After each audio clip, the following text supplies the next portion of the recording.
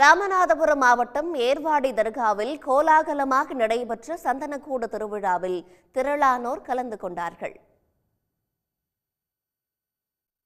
ஏர்வாடியில் அமைந்துள்ள புகழ்பெற்ற தர்காவில் ஆண்டுதோறும் ஒருமைப்பாடு சமூக நல்லிணக்க திருவிழாவாக சந்தனக்கூடு விழா நடைபெற்று வருகிறது.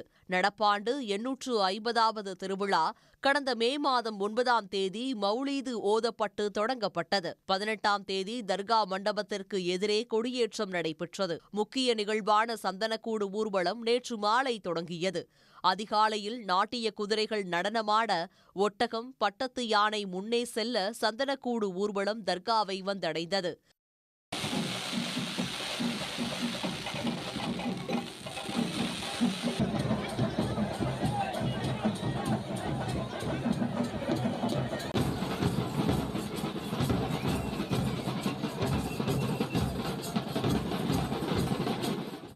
இந்த விழாவில் சாதி மத பேதமின்றி உள்ளூர், வெளியூர் மற்றும் வெளி மாநிலங்களைச் சேர்ந்தவர்களும் திரளாக கலந்து கொண்டனர். உடனுக்குடன் செய்திகளை தெரிந்து கொள்ள சன் நியூஸ் பெல் ஐகானை கிளிக் பண்ணுங்க.